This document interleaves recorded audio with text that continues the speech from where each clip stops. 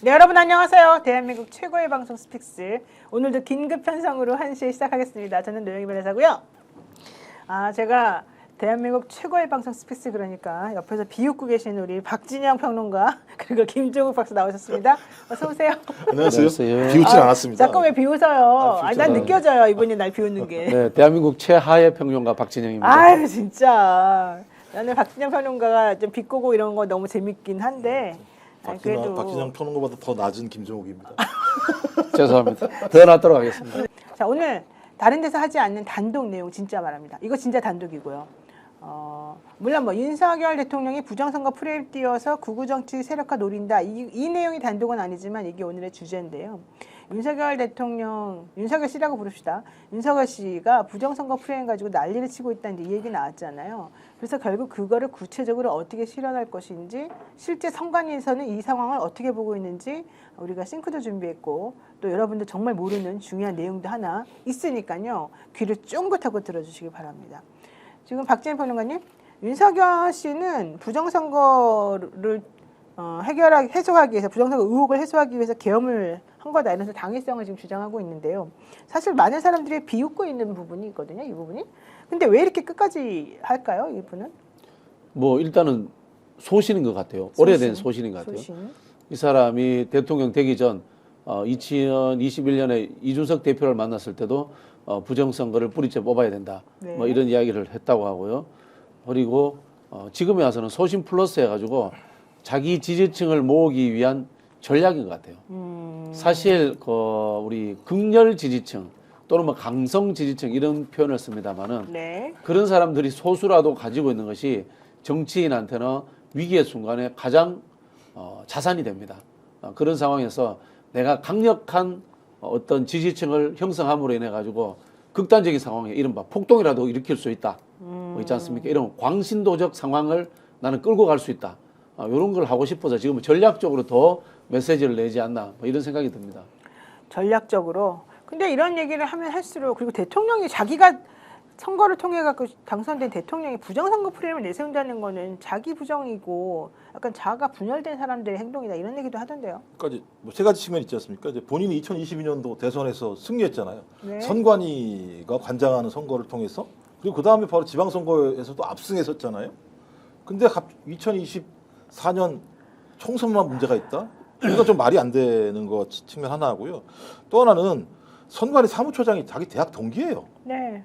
동기 앉혀놓고 본인이 부정선거에 대해서 의심했다 그러면 2년 동안 뭐 했습니까? 그거 다 확인을 해봐야 되는 거고, 그다음에 법원에서 다 판결은 났잖아요. 네. 부정선거 아니라고. 저는 그래서 아까 그 박진영 교수님 말씀하신 것처럼 중장기적으로 정치 지지 세력을 확보하기 위한 어떤 극우 지지층들을 단합시켜서 이 현재 심리 기간 동안 사회적 혼란을 야기시키는 거 하나 하고요.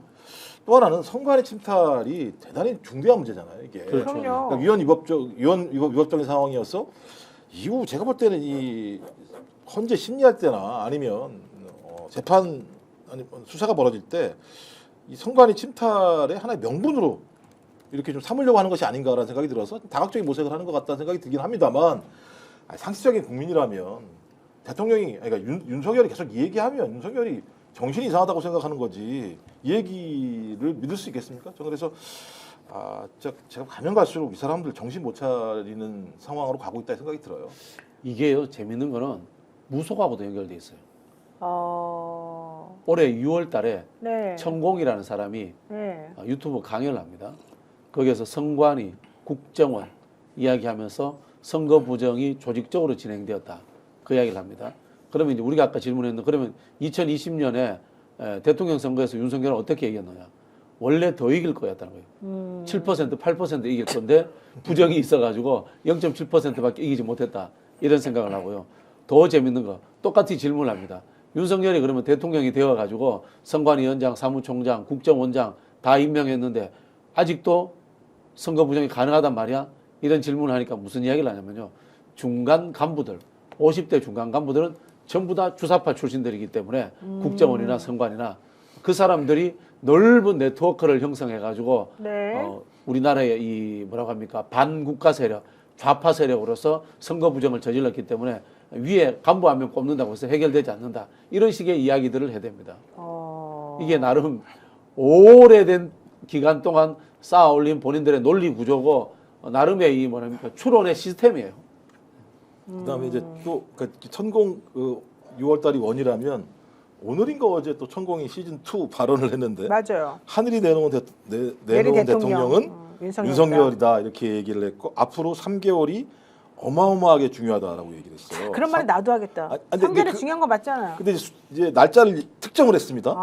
이때까지 힘들었던 것은 동지를 기해 하늘에서 판결을 낼 것이다. 동지가 12월 21일이더라고요. 네. 12월 21일이니까 3일 후부터 별 변동이 없다면 천공 얘기는 다 거짓말이다라고 얘기할 수 있고요. 그다음에 또 한 얘기가 뭐냐면 100일 동안 내 자신을 다 공부해야 한다. 그러니까 저는 이게 부정선거를 통해서 100일 동안 싸우라는 얘기인지 잘 모르겠고 그냥 부정선거 얘기하는 내용들이었었고요. 그다음에 동지를 기해 정리가 되기 시작할 것이다. 네. 내년 설 안에 정리가 되면 윤 대통령이 앞으로 가는 길은 힘이 바뀌어 버린다. 그래서 이거 이건 제가 농담 같은 추정입니다만 천공만 믿고 정신 못 차리고 다시 개기기 시작했나? 윤석열이라는 사람이 네. 이거 이제 저는 뭐 이건 신뢰할 수 없는 뭐 말입니다만 이 정도 얘기를 했으면은 김건희도 듣지 않았을까요? 김건희가 듣고 자기 남편한테 이 얘기 안 했을까요? 그래서 만약에 진짜 이게 사실이라면 뭐 진짜 골치 아프다 진짜. 12월 3일 개엄한 날이 네. 취임 1000일째잖아요. 아, 그날이 천일째예요? 네. 천공. 예. 천공의 천. 아니 뭐 천공인지는 모르겠지만은 자, 여러분, 기존의 대통령들이 입법권을 마비시키고 국회를 해산시키는 게 바로 총칼을 앞세워서 이 독재 정권에서 그동안 해왔던 가장 첫 번째 일이라고 합니다. 1961년 5.16 군사 쿠데타로 집권했던 박정희 소장. 총칼을 앞세워서 가장 먼저 한 일은 바로 국회 해산이었다. 이날 새벽 서울에 진군한 혁명군은 군사혁명위원회를 조직해서 이 나라의 입법, 사법, 행정의 전 기관을 완전히 장악했다. 이렇게 이제 뉴스가 나갔고요. 박정희 전 대통령이 취임한 이후인 1972년 10월에 친일 쿠데타로 비상계엄을 또 선포를 하죠. 그러면서 또다시 한 게 바로 국회 해산이었습니다. 그러면서 장기 집권을 위해서 만든 유신헌법, 여기에다가는 아예 대통령이 국회 해산권을 발동할 수 있도록 또 명시를 하기도 했죠. 그 이후에 독재 정권인 전두환 신군부 때 1980년 5월 17일 비상계엄령을 전국으로 확대한 전두환, 광주 시민을 총칼로 짓밟았고 정적이던 김대중, 김영삼을 그리고 김종필을 일거에 체포 구금했습니다. 이후 국회를 마비시킨 다음에 새 헌법을 공포하며 국회를 해산했고요. 국가보위입법회의라는 과도적 기구에 국회를 맡기기도 했습니다. 그리고 난 다음에 대통령의 국회 해산권이 87년도 헌법에서 사라졌는데 이 윤석열 대통령이 그로부터 40년이 지난 이번 12월 3일 날 김용현 전 국방부 장관과 함께 경기도 과천중앙선관위 장악하면서 국회를 해산하려고 했던 것입니다. 선관위를 장악한 뒤 부정선거를 고리로 국회의원을 체포하고 국회마저 해산하려는 속셈이었을 거라는 얘기인데요. 개혁신당의 천하람 의원도 국회 해산에서 국회의원들을 내쫓고 다시 새롭게 총선을 해서 자기네 편을 국민의힘 의원들을 많이 만들어내려고 했던 게 바로 대통령의 생각이었다. 이런 얘기 지금 하고 있습니다. 이걸 보면은 국민의힘에서 왜 이렇게까지 대통령을 옹이하려고 했는지 좀 이해가 되지 않습니까? 그러니까 뭐 윤석열 입장에서는 진짜 네. 답답했을 것 같긴 해요. 왜냐하면 입법권을 제외하고 자기 마음대로 다 할 수 있는데 입법권 하나, 그러니까 입법권은 민심이고 국민의 뜻인데 이게 제대로 안 되는 상황이니까 민심과 여론을 그러니까 국민을 꺾기 위한 유일한 방법은 총칼밖에 없다. 근데 총칼도 명분이 있어야 되니까 선관위든 아니면 국회든 어떤 총칼로 점령한 다음에 국회 해산을 하고 국회 해산 이후에 제가 볼 땐 새롭게 만든 어떤 새로운 뭐 제8공화국, 7공화국일지 모르겠습니다. 거기서는 국회 해산권을 대통령이 갖게 해서 네. 완전히 국회의원들 목줄을 쥐고 중장기적인 장기 집권 또는 영구 집권을 획책했다라고 하는 그러니까 이게 몽상가들도 하기 어려운 21세기의 사고 방식을 가지고 또 거기에 따랐던 또 일부의 그 군인들 그다음에 이걸 통과시켰던 국무위원들 전 이런 걸 보면 야, 이 자들이 어디에 살고 있었던 거지? 저렇게 다 암약을 하고 있었나? 그러니까 무슨 예를 들면 간첩이 암약하는 게 아니고요. 이런 네. 부부파들이 우리 사회에 21세기 동안 거의 안약을 하고 있었구나 이런 생각이 들었어요. 그러면서 어쨌든 윤 대통령은 천하람 의원 얘기로 윤 대통령은 미치광이 부정선거론자다. 국회 해산 후에 재선거를 하는 게 목표였다 이런 얘기했는데 정말 이해가 안 되는 게 대통령실 앞에 응원 하원이 100개가 넘게 지금 올라와 있다는 거예요. 거기 내용이 부정선거 바로잡는 윤, 뭐 이런 식으로 좀 써 있다는데요. 대단하지 그게 이제 않습니까? 맹동된 사람들이 있는 거죠. 저는 사실 선거 부정 이야기하는 사람들을 체제 부정론자다. 뭐 이런 이야기를 하는데요. 그렇죠. 우리 87년 체제가 만든 것이 선거관리위원회를 헌법기관으로 만들고요. 그다음에 이 공직자들이 선거에 개입할 수 없도록 정치적 중립을 굉장히 강하게 압박을 합니다. 그래서 이 선관위가 독립기구로서 여야를 막론하고 사실 민주주의를 위협하기도 했어요. 까놓고 이야기하면 과잉 단속들 엄청나게 많거든요. 네. 그럼에도 불구하고 우리가 선관위를 인정해 줬던 것은 선관위의 공정성과 객관성, 그다음에 이 중립성을 인정했기 때문이고요. 그리고 또 참 넌센스인데 대한민국 선관위가 전 세계에서 제일 큽니다. 그러니까요. 전 세계에서 예산이 제일 많습니다. 전 세계에서 인원이 제일 많습니다. 그리고 전 세계에서 선거 관련 기술이 제일 발달한 나라입니다. 이른바 전자투표기, 우리나라에서는 전자투표기 안 쓰거든요. 네. 외국에 수출까지 합니다. 그렇죠. 그리고 우리나라에서도 주요 정치 선거가 아닌 뭐 조합장 선거, 동네 선거 이런 것까지 선관위에서 전자투표기 다 빌려줍니다. 그만큼 기계라 발달해 있고요. 이 선거 좀 아시는 분들은 통합선거인명부라고 들어보셨을 겁니다. 우리나라는 통합선거인명부가 가능합니다. 즉 전국 어디에서나 투표하는 게 가능한데 그것도 안 쓰고 있습니다. 안 쓰는 이유가 네. 지역적 차원에서 확인하라는 안정성을 보장하기 위해서예요. 그만큼 선거 기술 관련해서는 최고의 선진국입니다. 그렇군요. 자, 어쨌든 중요한 거는 지금 말씀하신 것처럼 최고의 선진국이어서 해외 수출도 많이 하고 문의도 많이 들어왔었다는데요. 대통령이 부정선거론을 주장한 이후부터 어떠한 선거제도와 관련된 문의도 들어오지 않고 있고 대한민국의 선거제도 자체를 부정하려고 하는 외국의 움직임도 있다는 겁니다. 결국 한국 민주주의의 상징인 선거제도를 엉망으로 만든 게 또 우리 대통령이라는 얘기를 안 할 수가 없는데 그날 2024년 12월 3일 국회 진입작전이 벌어지기 1시간 전에 이미 선관위 점거 작전은 시도가 되었고요. 밤 10시 반쯤에 선발대 10명 정도가 중앙선관위, 경기도 과천에 있죠. 이 중앙선관위에 들어가서 야간 당직자 등 5명의 휴대전화를 빼앗아 버렸고요. 3시간 20여 분 동안 점거를 했다고 합니다. 이날 김영빈 중앙선관위 사무총장이 너무 놀라가지고 드디어 대통령이 미쳤구나 이렇게 속으로 그렇게 생각했다는 후문이 있습니다.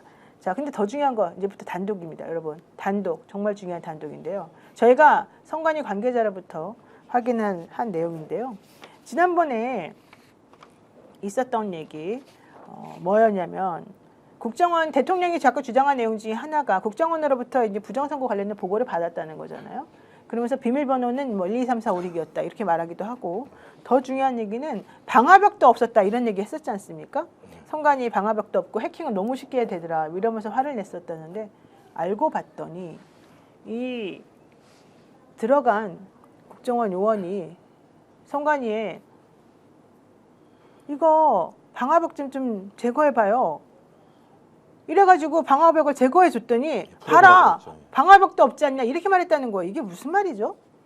뭐 말씀하셨던 것처럼 네네. 방화벽, 그러니까 우리 선관위 같은 경우가 가장 최첨단의 기술력을 가지고 있기 때문에 뚫리지 않을 뿐만 아니라 뚫린다고 하더라도 모든 투표 용지 같은 걸 다 보관하고 있는 상황이기 있습니다. 때문에 절대 부정선거가 가능하지 않은 시스템들이에요. 그럼 이걸 풀기 위해서는 어떤 형태로든지 방화벽을 뚫을 수 없으니까 뚫게 만들어야 되는데 그때 뭐라 그랬습니까? 자, 방첩선 가만히 있어. 조금 있으면 검찰이랑 국정원이랑 올 거니까 여기 확보만 해라고 얘기했던 거고, 그러니까 방첩선은 확보만 했던 거고, 아마 계엄이 해제가 안 됐다면 지금 보니까 검찰 보니까는 디지털 포렌식 센터라는 게 있는데 이게 아마 국내 최고라고 얘기하는 것 같아요.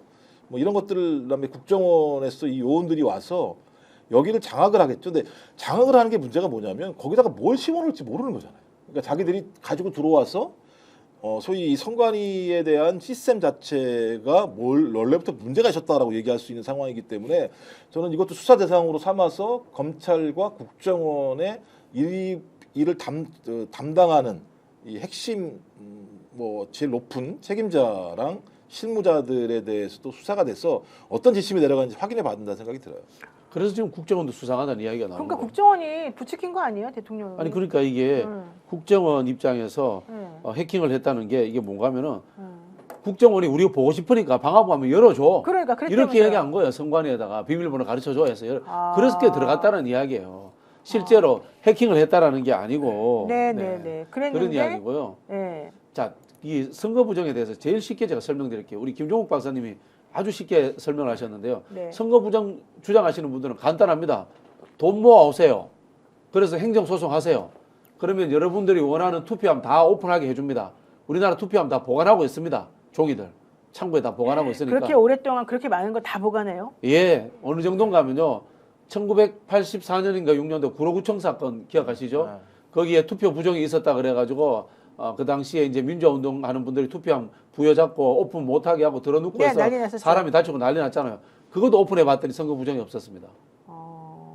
예, 돈 모아 오세요. 투표함 열어드릴게요. 하나 열면 5천만 원이라면서요? 예, 돈 모아 오셔가지고 행정소송 하시면 열 수 있습니다. 또 동네마다 또 있잖아요. 혹시나 조합장 선거할 때 부정 이야기하셨잖아요. 전자투표지. 또 전당대회 할 때 전자투표기 있었잖아요. 각 정당에. 투표 부정 이야기하시는 분들 돈 모아 오세요. 행정소송하면은 그 전자투표기 안에 띠지 다 들어있습니다. 누가 뭐 찍었는지. 띠지 다 공개해 드릴 수 있습니다.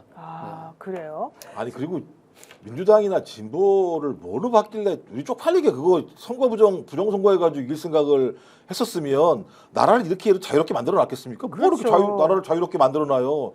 투표 못하게 하고 미국 같은 경우는 어떤 정도였냐면 과거에요. 지금도 마찬가지입니다만 투표 못하게 하는 법을 주대로 다 만들어요. 그래서 세상에. 공화당이 등장하잖아요. 네. 그럼 예를 들면 투표함을 되게 투표를 아주 복잡하게 만들어놔서 소위 흑인들이나 유색인종들이 투표하기 되게 어렵게 만들어 놓거나 아니 지들끼리 막 예를 들면 그 지역구 다 이상하게 만들어가지고 게리맨더링 하게 만들어서 자기들 영구집권을 그렇게 제도적으로 획책을 해요.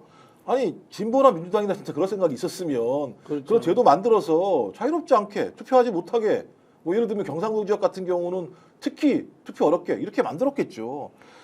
우리나라처럼 되게 자유롭게 투표하는 나라 그렇게 많지 않습니다.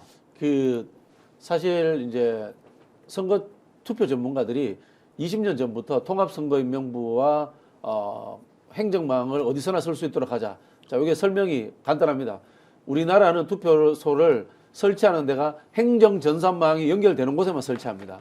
어쩌다가 교회나 이런 데 설치되기도 합니다만 그거는 행정망이 임시로라도 들어올 수 있어야 됩니다. 행정전산망, 국가가 운영하는 전산망입니다. 들어올 수 있는데 거기에만 이 설치가 가능하거든요. 그럼에도 불구하고 자, 그럼 전산망이 들어오면 어떻습니까? 우리가 인터넷을 전국 어디에서나 내림치고 착 들어가가지고 들어갈 수 있잖아요. 네. 근데 그렇게 안 해줘요. 자기 동네에서만 투표하게 하는 거예요.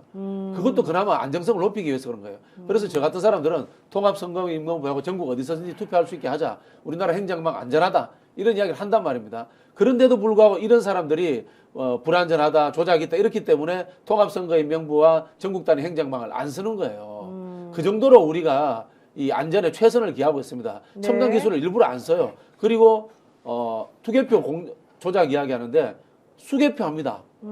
우리 생각에 뭐 투표함이 촥 들어가면 하는 것 같은데 네. 수개표로 네. 아직도 선생님들, 교사들이 선거 끝나고 나면 알바처럼 와가지고 일당 받고 다 합니다. 네. 그래서 지금- 그것 때문에 미리 아는 거잖아요. 수개표가 끝나고 나면 숫자를 아니까 그 내용들을 보고 있다 이렇게 막 나오는 내용들을 네, 네, 확인하는 거거든요. 계엄사령관 포고령 1호 발령 뒤인 4일 새벽 0시 30분 110여 명이 과천 청사에 투입이 됐고요. 비슷한 시간에 경기도 수원, 성관이 연수원 130명, 그리고 서울 관악구 여론조사심의위원회 47명 등 모두 297명의 계엄군이 배치가 됐습니다.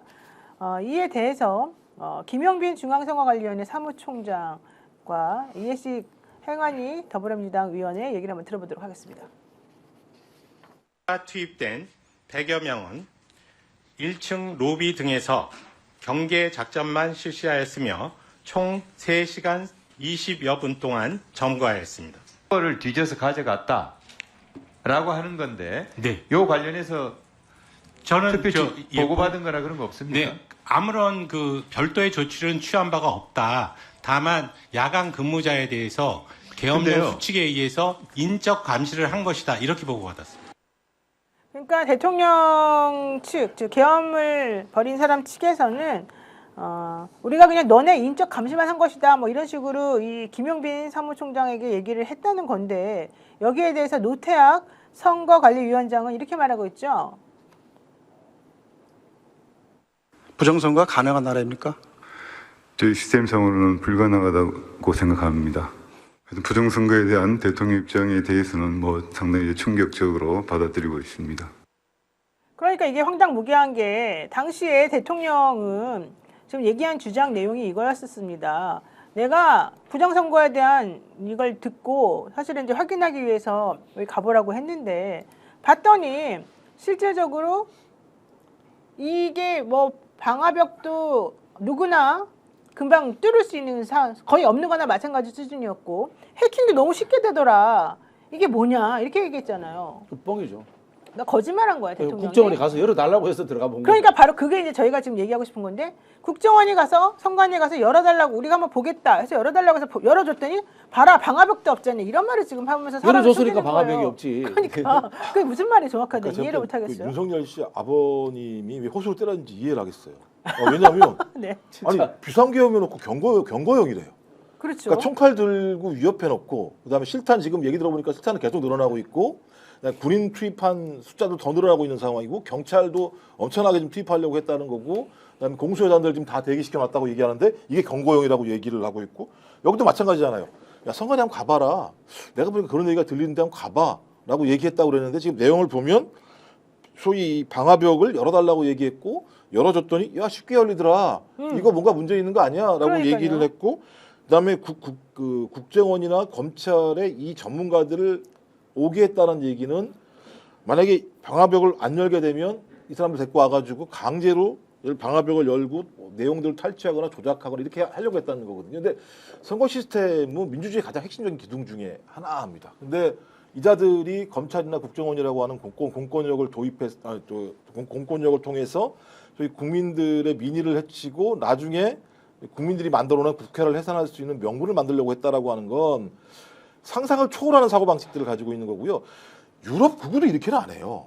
유럽 극우도. 그러니까 어디서 이런 상상력을 가지고 왔는지 전 도대체가 이해가 안 되는 상황이어서 그러니까 자기 눈에는 대한민국에 있는 압도적인 다수의 국민들은 그냥 주사파로 보이나 봐요. 이 사람 눈에는. 그러니까 척결 대상인 거예요. 그러니까 국회는 범죄자의 소굴이라고 얘기를 하고 전공의는 돌아오지 않으면 처단한다고 얘기할 수 있는 사고방식 자체는 인간을 인간으로서 대우하는 게 아니고요. 그냥 진짜 괴물로 보는 거죠. 자기를 제외하고. 어쨌든 윤 대통령은 이렇게 말합니다. 민주주의의 핵심인 선거를 관리하는 전산 시스템이 엉터리다. 근데 어떻게 국민들이 선관위를 신뢰할 수 있겠느냐. 그래서 김영현 전 국방부 장관에게 선관위 전산 시스템을 점검하도록 지시한 것이다. 내가 비상계엄이라는 엄중한 결단을 내리기까지 그동안 차마 밝히지 못했던 심각한 일이 많이 있었다. 이러면서 선관위 시스템에 대한 의문을 제기를 했고요. 특히 지난해 하반기 선관위를 비롯한 헌법기관들과 정부 기관에 대해서 북한의 해킹 공격이 있었다. 그래서 내가 국정원 이후에 그래서 국정원에게 얘기했고 국정원이 이후 정보 유출과 전산 시스템 안전성 점검에 나선 것이다. 이런 주장을 한 것입니다.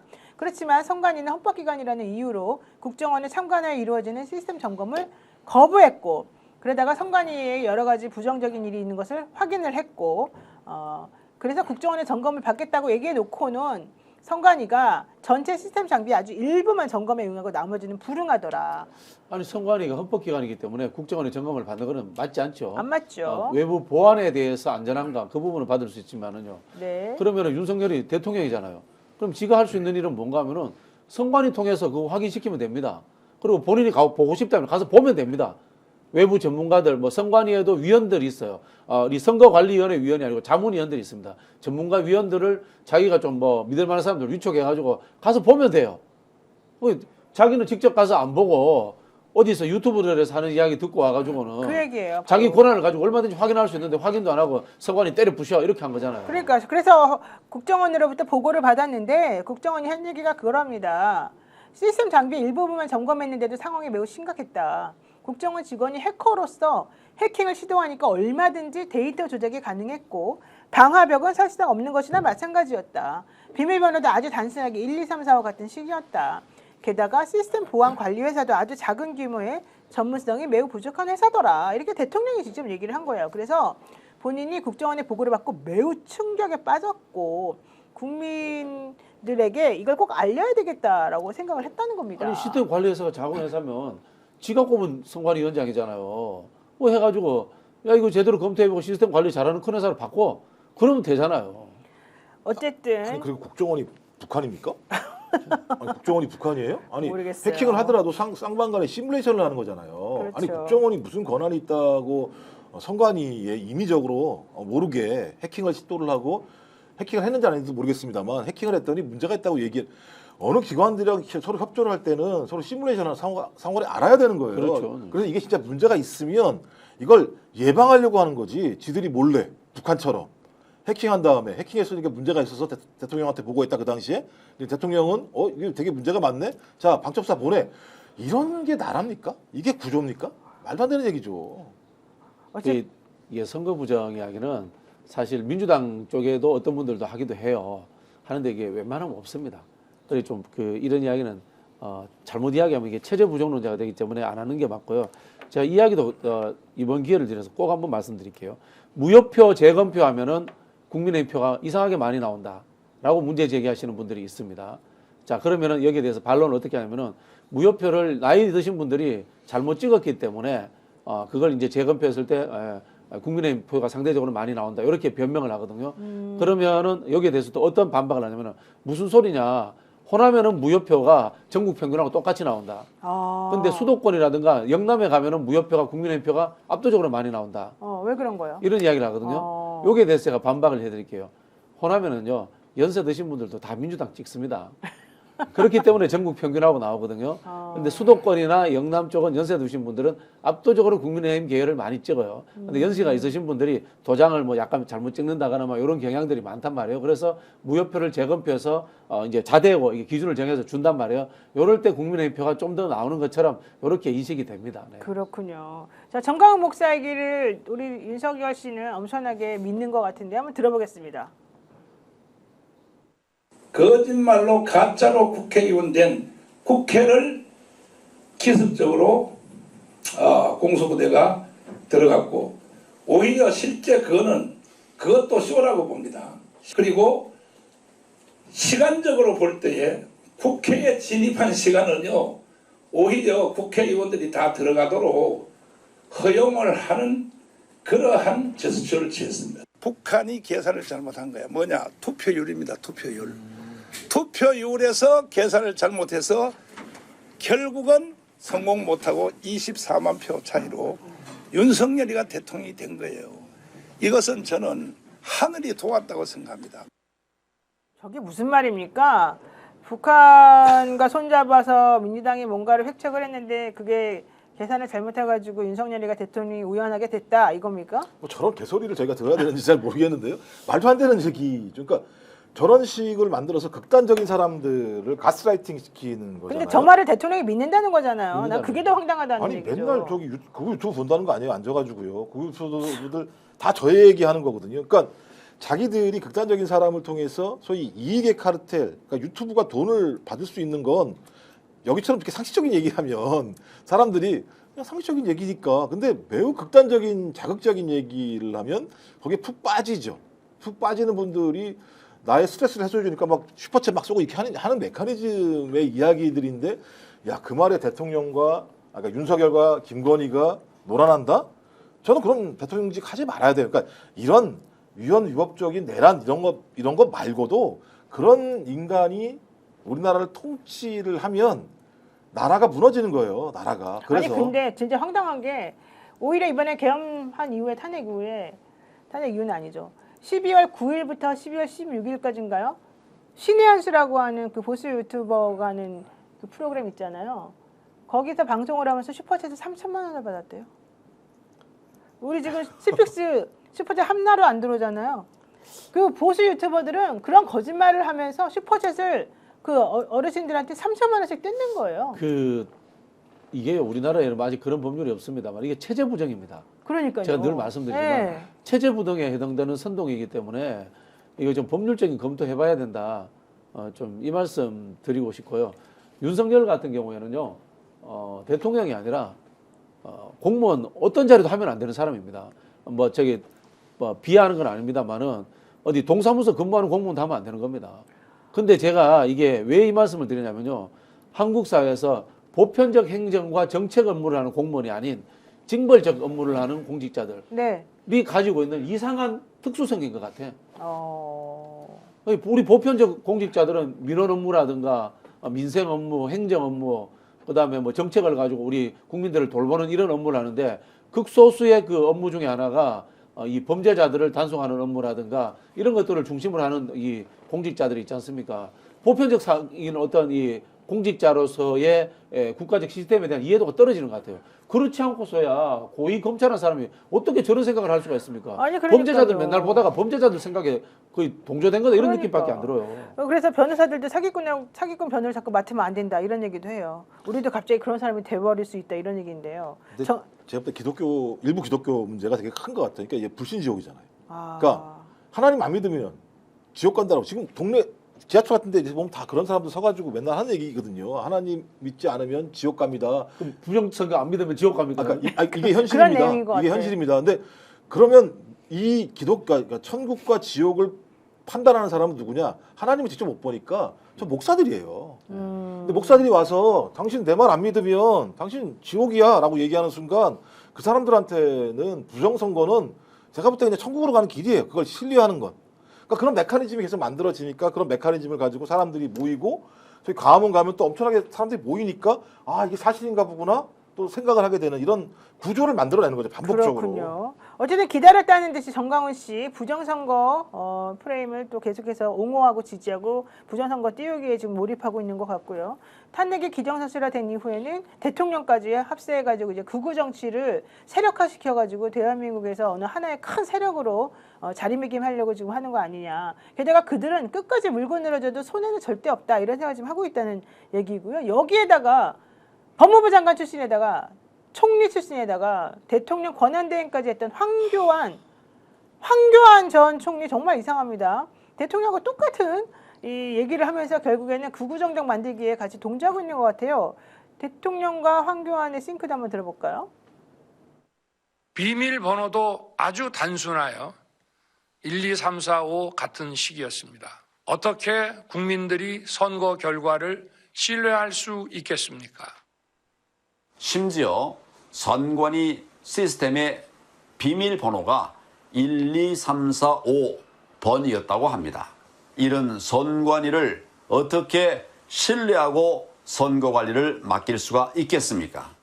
이렇게 둘이 야, 똑같은 싱크로 얘기를 하죠. 100%인데. 싱크로율이 완전히 100% 일치하는데요. 참 검사 출신들 참. 그러니까 왜 저렇게 되는지 모르겠는데 이러니까 샘나는 봄나는님께서 성관이가 고발해야 되는 거 아닙니까? 성관이는 왜 가만히 있습니까? 이런 얘기 하셨는데 성관이가 그래서 결단을 해야 된다.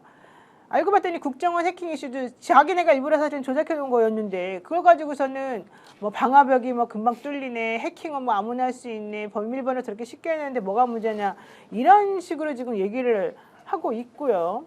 결국은 선관위원장 노태학 선관위원장이나 김용빈 사무총장 다 윤석열 씨랑 친한 사람이거든요. 이런 사람들이 아무리 아니라 그래도 도대체 말을 듣지를 않고 있으니까 이번에 그 노태학 위원장도 그렇고 김영빈 사무총장도 그렇고 이제 더 이상 대통령하고는 말이 안 통한다 이런 얘기까지 한다는 그 거예요. 두 사람 다 판사 출신이에요? 네, 판사 출신이에요. 그 사실 제가 그것도 잘하는 사람이에요, 둘 다. 그것도 문제예요. 그것도 문제인데 이게 이제 그 선관위 역사를 좀 이야기해 드릴게요. 네. 선관위가 우리나라는 그냥 옛날에는 봉사단체 비슷한 거였어요. 그 행정부에서 선거 때 파견돼 가지고 운영을 했습니다. 근데 이 행정부 공무원들이 파견되면서 과거에 이제 군사 독재 정권 시절에 이 파견된 공무원들에 의해 가지고 이 관권 선거가 실제로 있었어요. 관권 선거 획책이 심했어요. 그러다 보니까 선관위를 헌법기구로 만들자고 합니다. 그게 87년도 일이에요. 그리고 87년도에 선관위를 헌법기구로 만듭니다. 헌법기구로 만드는데도 선관위 직원이 원래 그 존재하지 않으니까 행안부 직원들이 선관위로 넘어옵니다. 행안부 직원들도 넘어오고 일부 부처 직원들도 와요. 이게 그 이야기 뭐냐면은 과거에 우리나라의 이 부처 직원들은 행안부에 근무하든 국토부에 근무하든 뭐 기재부에 근무하든 선거 업무라는 기본적으로 좀 알아요. 전문지역인 지식이 있는 거죠. 알아요. 이게 그 네. 대단한 전문적인 지식이 필요한 일도 아니에요, 솔직히. 좀 알아요. 그런 사람들이 올라와 가지고 이제 선관위의 공무원이 됐는데 어느 순간부터는 이제 선관위 공무원들을 따로 뽑아요. 따로 뽑는 상황이 되면서 그 전에 부처에 있던 사람들은 선관위 업무를 이제 모르는 거야. 그런 상황이 되는데 그럼에도 불구하고 중앙부처에 근무하는 사람들은 행정 시스템에 대한 기본 이해도가 있기 때문에 선관위 부정이라든가 이런 거에 대해서 아무도 동의하잖아요. 네. 유일하게 이 검사 출신들만 이런 생각하는 거예요. 알겠습니다. 자, 이제 좀 주제를 바꿔가지고 일단 선관위에서는 좀 스스로 아니라는 것을 좀 밝혀주기를 제가 촉구하는 바이고 아마 선관위도 그런 계획이 조금 있는 것으로 얘가 살짝 얘기 들었는데 선관위 스스로가 이 오명에서 벗어날 수 있도록 저희가 좀 응원을 해주는 걸로 하고요. 요 얘기 한번 해보겠습니다. 이준석 개혁신당 의원이 지금 허은하 개혁신당 대표하고 지금 대판 싸우고 있습니다. 김철근 사무총장인가요? 네. 이준석 오른팔이죠. 이준석 씨의 오른팔인데 이준석 의원의 오른팔인데 허은하 대표가 이준석 의원한테 말도 안 하고 그냥 그 사람들 전부 다 갈아치웠다는 거예요. 그랬더니 이준석 의원이 나 지금 대선 나가려고 준비하는데 무슨 짓이야. 내 오른팔을 왜 다 잘라버렸냐? 이러면서 화를 냈다는 거 아니에요? 이게 어떻게 돌아가고 있는 거죠? 당 사무총장은 대표에게 원래 임명권이 있습니다. 그래서 이제 허은하 대표가 본인의 임명권을 사용했다. 이렇게 볼 수 있고요. 조금 들여다보면요. 이준석 의원 그리고 천하람 의원 등의 현역 국회의원들이 당 활동을 이제 국회의원 중심의 활동을 하면서 허은하 대표가 좀 소외됐다라는 이런 좀 내부의 이야기가 있었던 것 같아요. 그러다 보니까 이제 허은하 대표는 지금 국회의원이 아니에요. 그러다 보니까 이제 친정 체제를 구축하려고 했던 것이 아니라 이준석 사람이 아닌 내 사람을 가지고 사무총장이라든가 주요 당직자를 써야 되겠다라는 생각을 했던 것 같아요. 근데 이 얘기가 있다던데요. 개혁신당의 사무처에서 사무총장인 김철근의 권한을 확대하려고 당원 당규를 개정하려고 추진을 했었다는 거예요. 근데 이거를 허은하 대표도 몰랐다는 얘기예요. 그래서 허은하 대표 열받아가지고 경위서 갖고 와. 이제 이렇게 얘기가 지금 나왔습니다. 개혁신당 같은 경우는 당원 당규가 잘 정비가 안 되는지 모르겠습니다만 보니까 이거 갖다가 그냥 사무총장이 할 수 있게 돼 있더라고요. 당 대표의 위임을 받는다라는 조항 자체가 국민의힘처럼 아직까지 안 만들어진 것 같으니까. 네네. 저보다 이제 김철근 철근 형이 저보다 2년 선배인데, 그러니까 그런 권한을 활용해서 지금까지 계속 소위 그 이준석 천하람 투인 체제가 유지가 돼 왔겠죠. 그러면서 허 대표를 사실은 그렇죠? 무시했겠죠. 그러니까 권한은 별로 의미가 없는 거죠. 사실 의미가 없죠. 의미가 없는 거죠. 그냥 앉혀놓는 게 중요한 거고 모든 결정은 이준석과 천하람 투인 체제가 결정하는 거고 그 집행을 김철근 사무총장이 해왔던 이 메커니즘인데 그러면 이 상황에서는 허은하 대표는 뭐 하면 됩니까? 가만히 있으면 원래 되는 거예요. 근데 가만히 있지 못한 거죠. 이게 누적이 되니까 이분과 관련해서 내부에서 자기의 어떤 나름대로 권한, 그러니까 개혁신당이 앞으로 더 커질 가능성들은 열려 있는 거잖아요. 지금 국민의힘이 무너지면서 아마 또 내부에도 또 다른 그런 갈등들이 표출이 된 거란 생각이 들기는 합니다만 저는 허은하 대표가 이 투인 체제를 이길 수 있을 역량이 있을까? 저는 그렇게 생각하지 않아요. 허은하 대표를 사실은 뭐 국회의원도 아니고 그렇죠. 이준석 천하람은 자기네들이 주도해가지고 이 당을 만들었다고 생각하기 때문에 이준석 당이죠. 그러니까 허은하 대표를 무시한 건 사실이지 않습니까? 그렇게 왔던 것 같아요. 짐작컨대. 그리고 뭐 이준석 당이면서 이게 또 김종인 당이거든요. 김종인 전 비대위원장이 이제 뒤에서 이렇게 컨트롤 해가지고 만들었던 당이기 때문에 당직자도 몇 명 오다 그렇죠. 그 초반에 당을 만들 때 당직자 구조가 이준석 대표와 그 중심에서 꼽았다면은 그 사람들이 이제 당의 그 실무 행정 라인들을 장악하고 있는 거죠. 네. 여기는 근데 또 다른 아까 말씀드린 김 박사님 이야기처럼 확장의 가능성도 있지만은 또 갈등의 가능성도 많다라는 게 이준석이 지금 국민의힘 다시 들어가고 싶은가 봐요. 그러니까 저도 그렇게 네. 생각이 들어요. 왜냐하면 이준석은 지금 현재 명태균 게이트 때문에 국민의힘 대선 주자가 없다고 생각해요. 대선 후보가 사실은 없기도 하고 왜냐하면 오세훈하고 홍준표 시장이 이 명태균 씨로부터 자유로울 수가 없거든요. 그렇기 때문에 그 두 사람을 제거하고 나면 유력한 대선 후보는 자기밖에 없다고 생각하는데 개혁신당 가지고는 안 되잖아요. 그러니까 그렇죠. 본인이 국민의힘당으로 다시 복귀를 하고 싶어가지고 지금 여러 가지로 이 루트를 보는 거예요. 근데 사실은 명태균 씨도 이준석 의원에 대해서는 입을 좀 많이 다물고 있어요. 근데 황금폰이나 뭐 PC에는 사실 이준석 의원과 관련된 내용이 되게 많이 나오는데 그거 지금 바깥으로 공개를 안 하면서 좀 약간 언론 플레이를 해주는 부분도 있거든요. 그러다 보니까 이준석은 나는 빨리 이제 들어가서 대선 주자가 돼야 되고 국민의힘으로 복귀해야 되는데 허은하가 지금 여기서 내 발목을 잡네? 이런 생각을 지금 갖고 있는 것 같더라고요. 근데 제가 볼 때는 이준석도 공상가인가요? 자기가 한 게 있는데 지금 상황에서 본인이 조금만 상황을 판단해서 국민의힘으로 들어가면 자기가 거기에 대선 후보가 되고 대선 후보가 되면 저번처럼 뭐 20대 아주 열광적인 지지를 받으면서 될 수 있다고 생각하는 건가요? 저는 누가 됐건 이번 만약에 탄핵 이후에 선거는 야당 측이 가질 수밖에 없는 선거다라고 생각을 하거든요. 그러면 이준석은 그 상황에서 뭐 다시 당권을 장악하려고 하는 건가? 저는 그런 판단을 한다면 매우 제가 볼 때는 라이브하고 성공 가능하지 못한 길을 건 거라는 생각이 들기도 하고, 또 하나는 좀 명태균 게이트에서 벗어날 수 있을 거다? 저 거기에 동의하지 않아요. 이준석은 김종인과 홍준표를 섞어놓은 궤변론자 아닌가요? 그런 느낌이 달아요. 홍준표 시장 이야기를 뭐 기가 차잖아요. 그렇죠. 다른 사람들은 탄핵 찬성했기 때문에 잘라내야 되고 솎아낼 부인데 오세훈 시장은 탄핵 찬성하더라도 뭔가 이유가 있을 것이다. 이렇게 생각하잖아요. 이준석 똑같지 않을까요? 지금 생각이 내가 양두구역이었으면 자기 잘못한 거잖아요. 그렇죠. 잘못했는데 잘못했다는 이야기 안 하고 나 피해자라고 이야기해요. 네. 양두구역한 피해자라고 이야기를 합니다. 이거 궤변이거든요.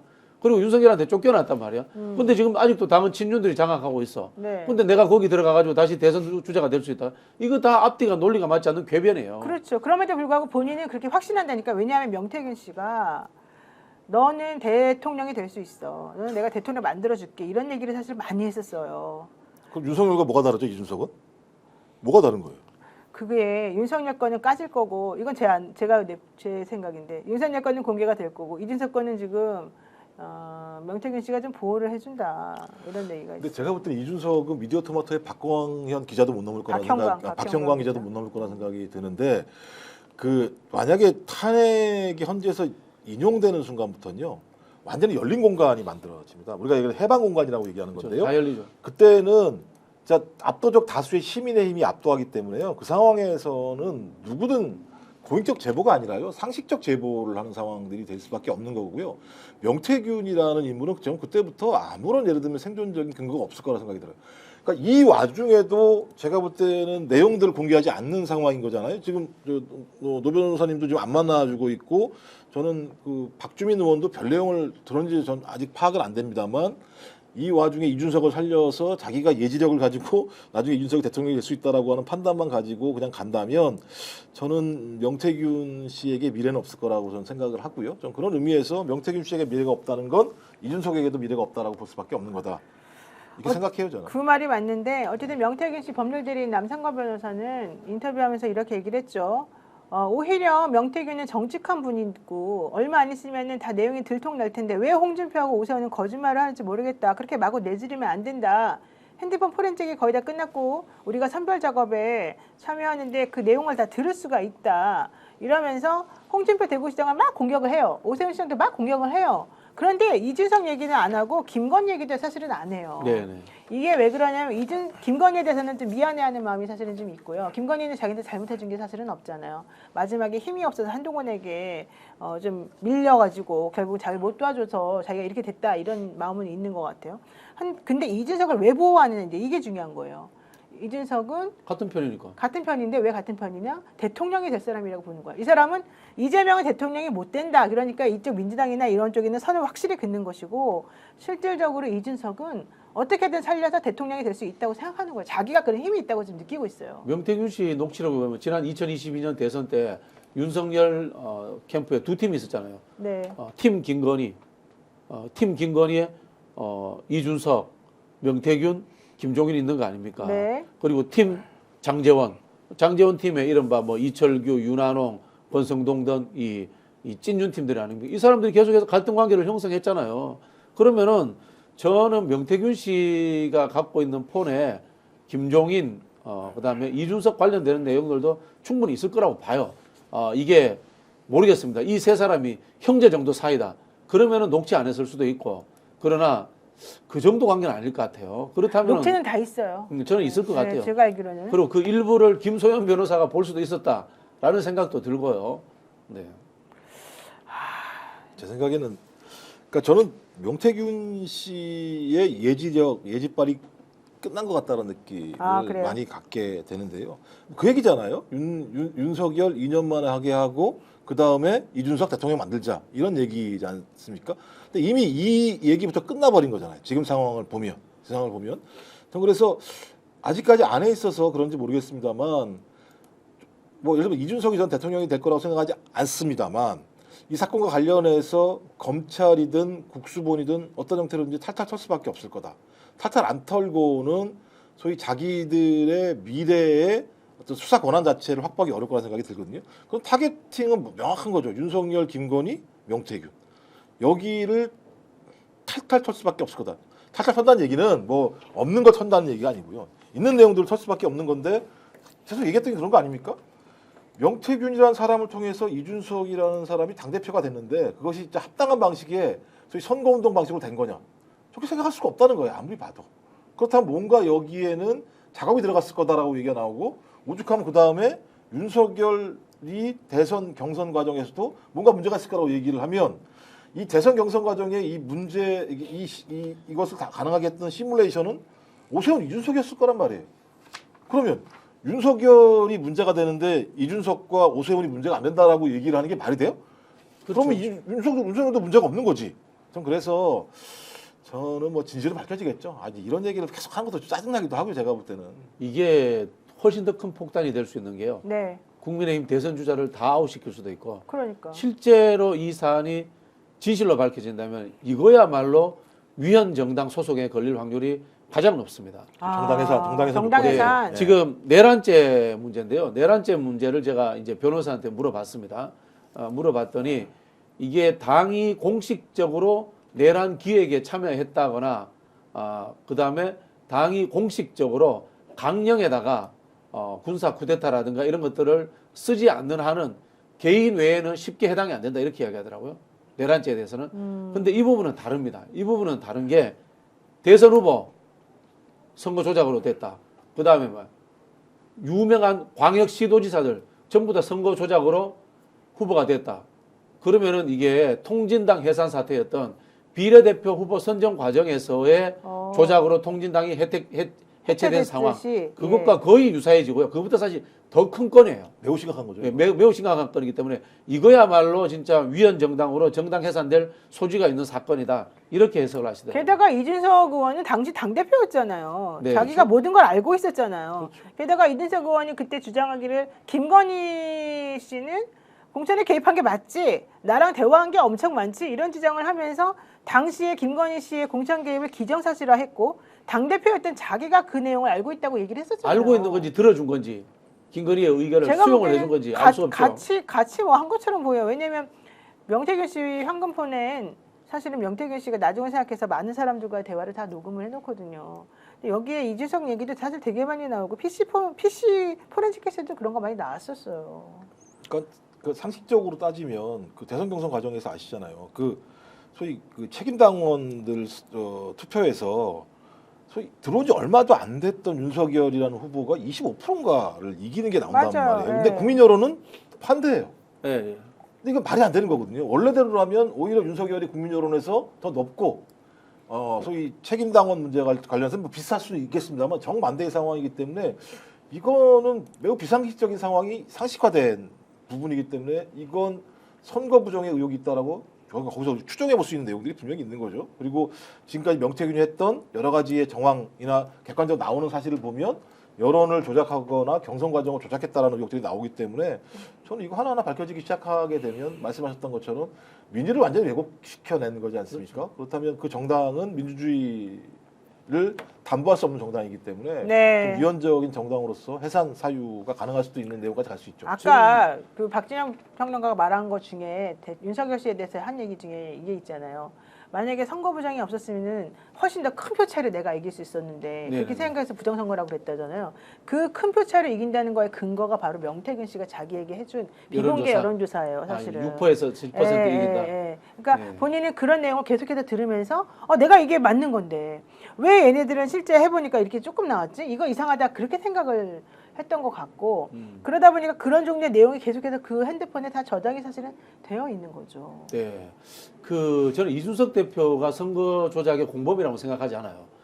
그런데 이준석 대표가 자기께에 넘어가서 실수한 측면이 있다고 보는 게 특히 그 안심번호를 시군구 단위까지 쪼개서 줬더라고요. 네, 맞아요. 그러면은 그 당시에 지역위원장, 현역 국회의원들의 다수의 지지를 얻는 사람 윤석열이었어요.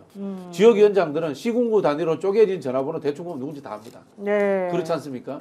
그러면은 명태균 씨 같은 사람이 사전에 AR에서 조사해가지고 이 사람 동그라미 꼽혀 세명하면은 지역위원장들이 다 영향력 미칠 수 있어요. 알겠습니다. 네, 오늘 저희가 선관위 관련해가지고 국정원이 스스로 방화벽 허물어라라고 해놓고는 갑자기 방화벽도 너무 쉽게 없는 거나 마찬가지더라 뭐 이런 얘기까지 했다는 거, 사실은 그게 제대로 된 정보가 아니었다는 거, 그런 정보를 듣고 대통령이 계엄을 선포한 거 아닌가라는 의심이 든다는 거, 그리고 선관위도 이제는 반격을 꾀할 때가 됐기 때문에 뭔가 특단의 대책을 좀 준비하고 있다는 거, 이런 정도까지 얘기해드렸고요.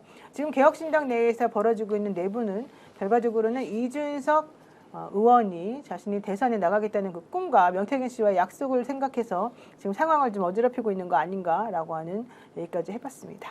네, 오늘 저희 방송 시청해주셔서 많이 감사드리고요. 저희는 또 다음 시간에 뵙겠습니다. 고맙습니다. 네. 감사합니다. 스픽스는 말하는 언론입니다. 대세는 유튜브, 그중에서 스픽스. 좋아요, 댓글, 구독, 알림 설정. 여러분이 저희를 사랑해 주시고 우리가 여러분을 사랑하는 4가지 방법입니다.